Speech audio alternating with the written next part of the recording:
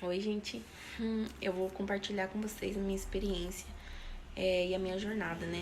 De 2014 até 2021, que foi o ano que eu consegui passar em medicina aqui na PUC Paraná, pelo ProUni.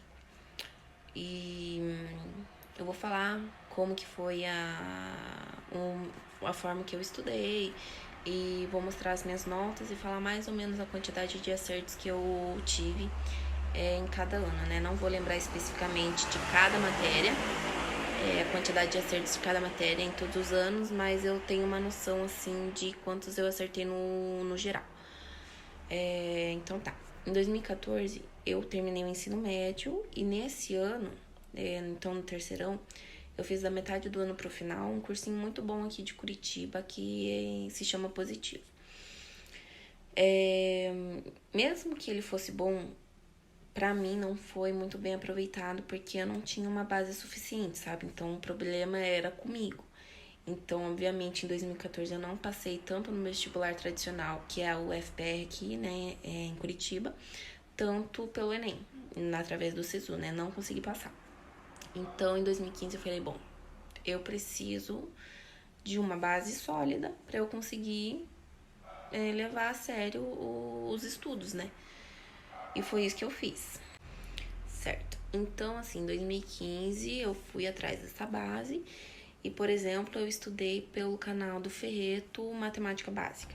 E eu fiquei o ano inteirinho, basicamente, só em matemática básica, na matéria de matemática, né? Em outras matérias eu estudei também pelo YouTube, só que daí eu coloco aqui na descrição pra vocês o nome dos canais que eu achei que foram bons, assim, pra minha formação da minha base, né?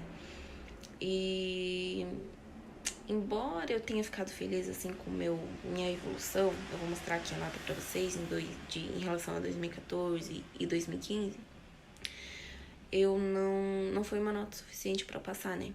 Então, tive que estudar mais um ano. Então, 2016, fiz a mesma coisa que fiz em 2015, que foi um erro o seguinte: não fazia resumo. Então, eu achava que gravava na minha cabeça e ia com aquele conhecimento que se perdia ao longo do tempo, né? Porque sem um resumo a gente acaba esquecendo muita coisa essencial. E eu pegava uns exercícios aleatórios, assim, né? Eu não focava, tipo, vou procurar exercícios que caíram na Federal do Paraná. Vou procurar exercícios que caíram no Enem relacionados ao assunto. Não, procurava os exercícios aleatórios. E aí eu pensava, poxa, eu tô fazendo exercício sobre o conteúdo que eu tive no dia. Então tá ótimo, né? Eu tô absorvendo, eu tô acertando, então ok. Só que o problema é que a gente tem que saber como que cada vestibular cobra as coisas, né? No geral, assim. Porque a gente consegue direcionar pela lógica deles. Parece estranho falar, né, isso, mas na época eu achava estranho também. Só que se eu tivesse feito isso antes, talvez eu tivesse passado antes também. Enfim. Aí em 2016 foi basicamente a mesma coisa que eu fiz em 2015. Aumentei um pouquinho a minha nota. Em 2015 eu acertei umas 80 questões, mais ou menos. Em 2016 aumentei um pouquinho, fui pra 90 questões, por exemplo. Mais ou menos isso, sabe?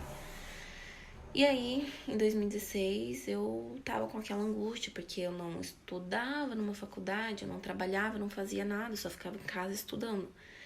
E aí eu falei, não, eu tenho que fazer alguma coisa, né? E aí eu joguei a minha nota que deu em 2016 em tecnologia em radiologia, que é da UTFPR. Porque como era meio período, eu achei que eu conseguiria estudar a outra parte do dia, né? Então foi mais um erro que eu cometi, né? Em 2017, então eu entrei nessa faculdade. E eu fiz 2017 e 2018. Estudei na faculdade de radiologia, só que assim, eu não tinha muito tempo. Talvez um erro meu, né? Porque tem gente que consegue conciliar as duas coisas e eu não conseguia. Que era conciliar meu tempo entre a faculdade e estudar para vestibular. E é uma coisa que eu não conseguia. Tanto que eu vou mostrar a nota aqui pra vocês. basicamente foi constante, assim, minhas notas de 2017 a 2018. Então não teve evolução, né? Mas foi isso. Eu não consegui estudar em 2017 e 2018. Eu fazia algumas redações de vez em quando, mas assim, não era o suficiente, né? Obviamente. E então, no final de 2018, eu conversei com meu marido, né? Não, eu casei com ele em 2018. Em 2019 eu conversei com ele. Falei, amor, eu não tô conseguindo evoluir, né, no vestibular. Ele falou, então sai dessa faculdade, vai estudar. Daí eu falei bem assim, então tá, então eu vou estudar, então. E eu falei, ok, então tá. Aí eu falei pra minha mãe, né, e ela falou, ok. Minha mãe sempre me apoiou muito, junto com o Bruno, eles dois, caramba. Graças a Deus eu tenho eles na minha vida. E aí minha mãe pegou e falou assim, não, então você vai estudar. Então você vai fazer 1 ano de cursinho e ok. Daí ela pagou 1 ano de cursinho pra mim, né. Minhas notas melhoraram bastante, sabe? Tanto em redação, que aí eu fazia semanalmente, assim, sem falhar.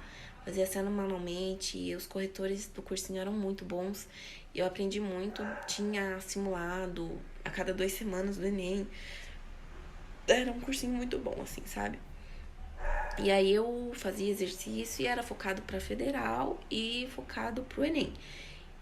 E aí eu falei, tá aí o meu erro, né? Eu não foquei direito nos outros anos em exercícios que eram voltados para os vestibulares que eu queria. Realmente fez muita diferença, né? Então, em 2019, eu acho que eu acertei, umas 125, 130 questões no total. E a minha redação até que foi uma nota boa também, sabe? E só que eu não consegui passar. Não consegui passar no ano de 2019, né? Que era no ano de 2020, porque o ano de 2019 era o ano do cursinho, em 2020 você jogava a nota, né? E eu não consegui passar. E aí, em 2020, peguei e falei, bom, vou estudar em casa, né? Porque eu não tinha nem cara de falar pra minha mãe, paga de novo um cursinho pra mim. E aí, o Bruno mesmo pagou uns cursinhos online pra mim, que foram do Ferreto, que tinha biologia, ciências da natureza, né? E matemática. E, assim, foi muito bom. Que mais? Eu peguei também a redação online, que basicamente eu só mandava a redação lá pra correção, que é uma plataforma mais barata. Eu acho que ainda é uma plataforma bem barata, assim, sabe? E eu peguei redação de campeão, que eles tanto davam aula de como fazer uma redação, quanto corrigiam, né? Então eu peguei essas 2 plataformas de redação. E eu fazia 2 redações por semana. E bom, foi basicamente isso. O pulo do gato, que eu acho que foi, é o seguinte. Eu comprei um livro de... como se fosse assim, desse tamanho.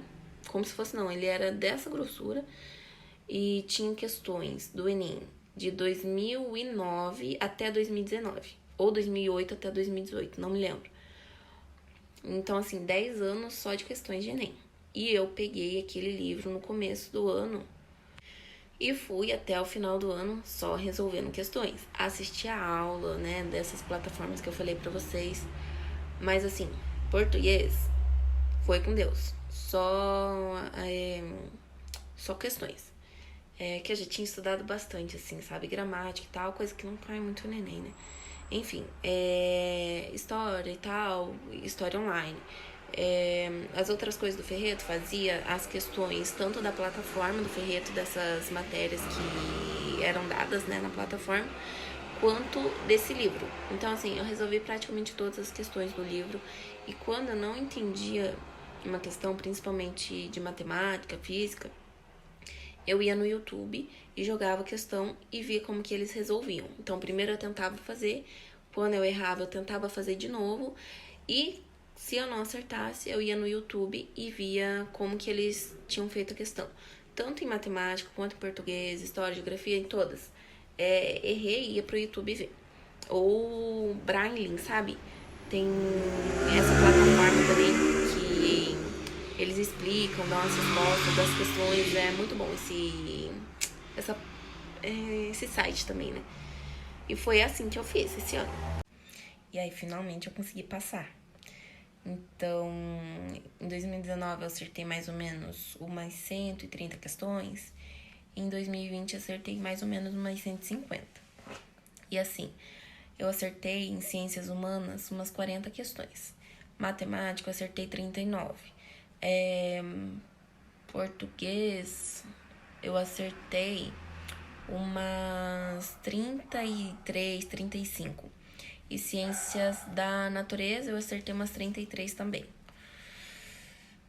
E aí, minha nota foi medíocre em português. Mesmo eu tendo acertado a mesma quantidade, por exemplo, do que ciências da natureza. Eu acho que tava fácil aquele ano português e eu acabei errando algumas questões fáceis. E aí a minha nota foi lá pra baixo, né? Então, assim, não adianta a gente acertar 1000 questões de ciências humanas, por exemplo, que eu acertei bastante nesse ano. E a nota foi, tipo, olha a nota que foi, sabe? Não ia dar muita diferença se eu tivesse acertado umas 30 dela. Ia ficar mais ou menos aquela nota ali. Vocês, vou colocar uma tabelinha, uma tabela não, comparação então das notas de 2017, 18, 19 e 20 para vocês verem. Então, assim, gente, o que eu quero dizer pra vocês no Enem, né, pelo menos que foi o meu foco maior nesses 2 últimos anos que eu fiz o vestibular, né. Bom, se você acertar 40 questões em ciências humanas, vai te dar uma nota boa? Vai te dar uma nota boa. Mas assim, se você...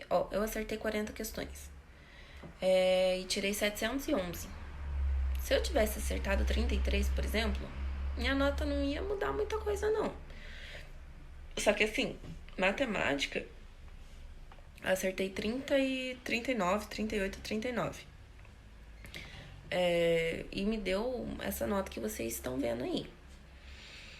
Então, assim, se debrucem bastante em matemática, se debrucem bastante em redação, treinem bastante, sabe? Façam redação. Façam uma vez por semana, depois aumenta para 2 vezes na semana. Pra mim foi o suficiente, sabe? E deu certo. Então, isso, gente. Façam muitos exercícios, estudem bastante. Só que deem uma atenção especial para matemática e redação. São as 2 matérias que vão te levar para um patamar mais altinho, assim, que podem te aumentar a nota de vocês de fato, sabe? Então, essa dica que eu dou pra vocês. E resumo, também resumo, bastante resumo. E se vocês forem estudar para passar em um vestibular tradicional, estudem bastante também as questões desse vestibular para vocês verem como que cai e para vocês conseguirem responder as questões, tá? Da forma certa. E então é isso.